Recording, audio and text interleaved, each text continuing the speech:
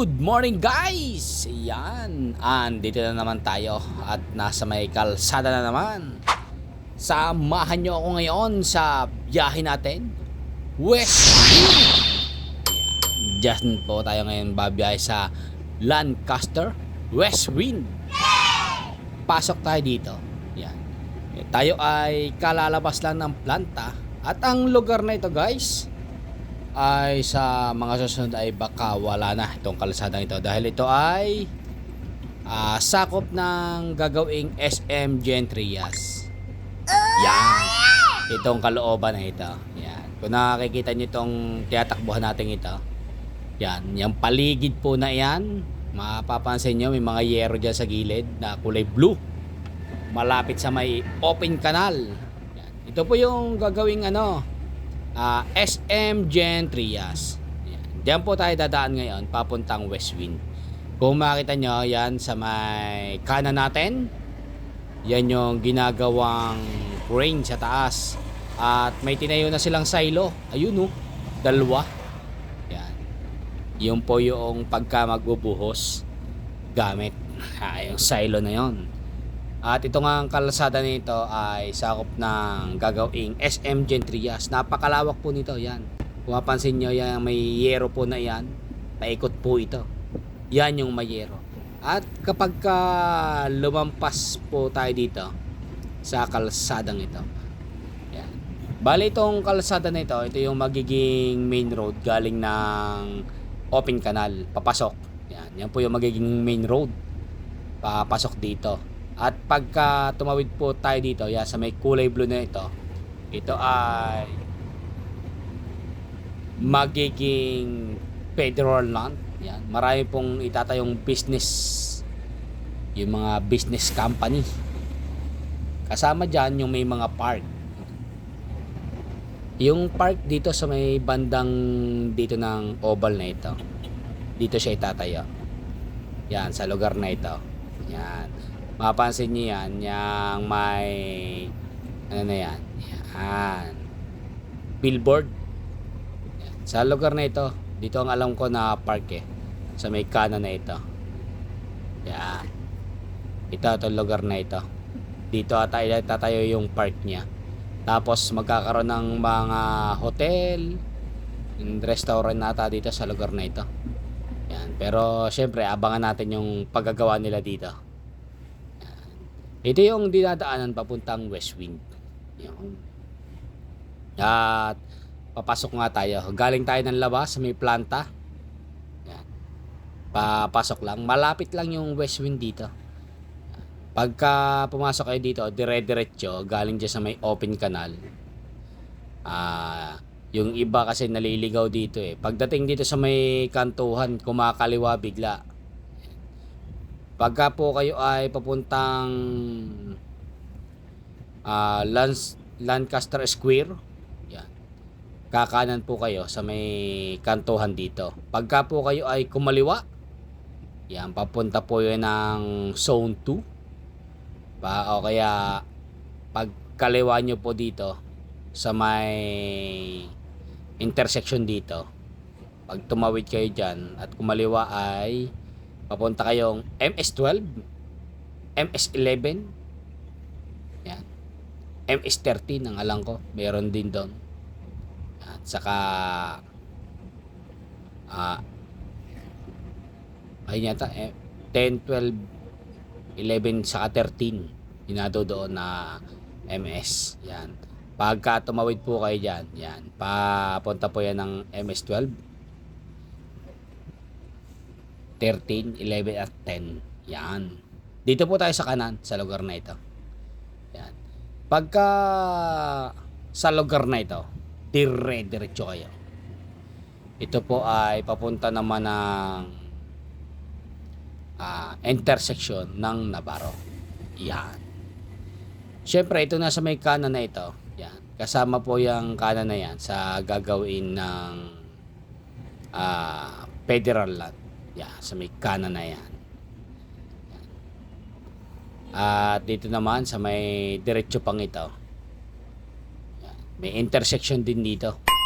Yun Kung matandaan nyo, yung meron dating nang harang ng nakakotse, nag-viral na nakakotse, nagkaharangan dito na may lasing. Dito yan sa lugar na ito. Yan, sa lugar mismo na ito. Nangyari yun. Pero hindi ko matandaan kung sino yon. Basta sikat yun sikat, naging sikat din yon. Sa lugar po na yon nangyari. Yan. At ito, pagtawid nga natin dito sa lugar na ito, itong intersection na ito ay Barangay Navarro. Ang kagandahan lang dito, pagka meron kayong mga bahay na nakuha, malapit dito ang Save More. Yan. Yan nasa may kaliwa natin. Yan po yung Save More. Yan. Ang kaliwa na yan. Tapos yung pong talipapa nila, yung market, dyan po sa may bandang kanan ay meron. At pag lumampas po kayo dyan sa may Save More na yan, sa bandang kaliwa ay meron din. Napakaraming bilihan, ang lapit. Yan. Tapos, ang lapit din ng mga school dito sa lugar na ito. Kaya maganda kung may bahay kayo dito. Hindi na masyadong malayo. E-bike lang talaga ang gagamitin. Pwede nang maglabas-pasok dito sa may subdivision na ito. At ganda magpaikot-ikot sa lugar na ito. Kasi di man sila strict pagka e-bike. Yan. Saka nasa loob tayo ng subdivision. Yan. Kaya medyo safe pa yung mga e-bike dito sa lugar na ito. Yan. Pagdating dito sa may intersection uli na ito, kakaliwa tayo dito. Yan. Kaliwa tayo sa lugar na ito. Pagka dumire-diretso po kayo dyan sa diretso niyan, yan po yung Lancaster Square, saka yung terminal. Yan. Diyan po yan papunta. Dito sa kaliwa na ito, yan, nandito yung ang alam ko MS5 6 nasa lugar na ito. Yan. Yun. At marami pa dito sa may bandang kanan. Nakalimutan ko na lang yung mga pangalan. Ayan MS5. Yan. Ang alam ko, nandito rin ang MS16 ba yun? Meron dito 16, 17, 18. Nasa lugar din ito. Dati nabubuhusan ko yun Ngayon nakalimutan ko na. Pero marami dito sa may lugar na ito. Kagandahan dito yan sa lugar na ito, intersection na ito. May mga talipapa pa rin po dyan sa may kanan. Nandiyan yung Alphamart. At pag lumampas po kayo dito, ito ay isang eskwelahan. Yan, school po ito, nasa may kanan natin. Yan, school yan. At andito naman ang fire station sa bandang unahan. Yun At meron ding 7-Eleven dyan. Ayan. Yun Ito yung covered court sa may kanan natin. Basketballan. Tapos ito yung pangala ko fire station Yan, sa may kanan na yan. Fire station. At ang katabi niyan po ay West Wind. Yan. Kaya nga po napakaganda nito pagka natapos itong West Wind dito. Saka yung mga nakatira dito sa may lugar na ito. Mapapansin nyo, yan na po yung West Wind. Yan po yung pinaka main entrance. Yan, sa lugar na yan. Pero hindi pa po yan tapos. Kaya dito muna tayo makikiraan sa may St. Edward Integrated School. Yan. School po na ito. Dito muna tayo makikidaan sa lugar na ito. Ayan, at makita nyo may gwardiya. Ayan. Dito tayo dadaan. Papasok. At pagkatapos po niyang i-check tayo, pwede na tayong dumiretso ulit. Ayan, sa lugar na ito. Ayan, kung makita nyo, St. Edward Integrated School. Ayan, napakalapit. Halos katabing bakod lang. Ayan. Ayan. Ito na po siya. Ito na po yung West Wind. Sa ngayon po, syempre, kalsada lang yung binubuhusan pa natin dito. wala pa yung mga bahay. Yan. Update ko ulit kayo kapag may bahay na. Yung pong mga nagtatanong na kung okay ba dito sa Westwind, yan. Hindi po ito binabaha itong lugar na ito. Kaya masasabi kong okay.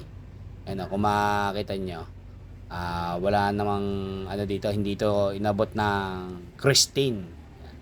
Siyempre, pero may mga tubig-tubig pa rin dyan. Yan. Bagyong Christine. Yan. Hindi naman umapaw dito. Yung mga tubig niya, mga ano lang dito sa ulan. Yan. Tapos yan ay, siyempre, tataasan pa yan. Itong kalsada yung binubuhusan pa natin. Wala po yung bahay. Shout out sa ating tropa. You know. Yan, ingat sa pagdadrive dyan ng Pison. Yan. Dati namin kasama yan doon sa tender. Yan. At ito yung binubuhusan natin. Yan, lugar na yan. Kalsada, palabas. Yan. Sa diretsyon yan, ay ang dulo po niyan, sa may bandang kanan, ay mayroong Alphamart. Ito yung kabuuan niya. Yan. Ang Westwind po ay hanggang dyan sa may mga gilid ng bahay na yan. Yung makikita nyo, itong kabuuan na ito. Ang pinaka magkabila lang po niya, yun yung talagang ano niya, end ng bakod. Yan, paganda sa lugar na ito. Yun, no. Saka nga, yun nga yung pinakamaganda dito. Pag kami nakakuha kayo dito sa lugar na ito, malapit lang ang school. Malapit lang yung mga palengke. Yan. Malapit din po yung hospital dito sa lugar na ito.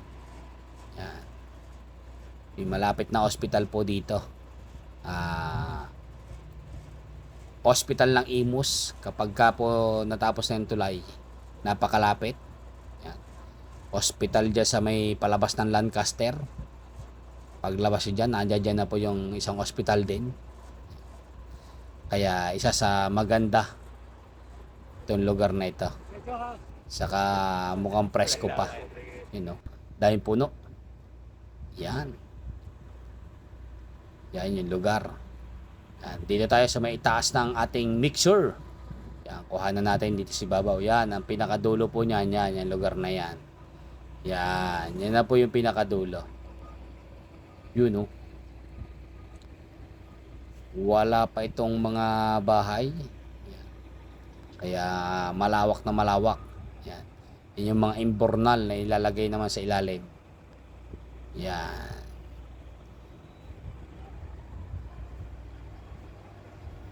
Ganyan po sa lugar na yan. Yung gagawing Westwind. Yun. Yung mga karatig dito na mga subdivision, yan, ay maganda rin na nakakuha sila dito kasi yun nga, nagkaroon ng mga malapit na eskwelahan, palengke, hindi nalalayo. E-bike lang ang gamit. Pwede mo ring lakarin kung ikay masipag-sipag. Pero kung ikay medyo tamad-tamad, e-bike na lang. Kaya po ang Cavite, kung mapapansin nyo, parang ang tawag yata nila dito ay e-bike capital. Yan. Dahil maraming ang e-bike sa lugar na ito. Yan. Kasi ang lapit naman sa mga subdivision kasi, yan, pag nalabas sila, yun ang ginagamit. Yan. Guys, update ko ulit kayo sa mga susunod kapag nagkaroon na ng malaking pagbabago dito, kapag tinatayuan na ng bahay, kung ano bang itsura ng bahay na itatayo nila dito. Yan. Salamat sa inyong panonood. At hanggang dito na lang ang aking video. At shoutout nga pala sa ating mga naging model doon sa may main entrance. Yan. Nagkaroon tayong model dyan sa ano yan, yung may nagpakuha sa atin.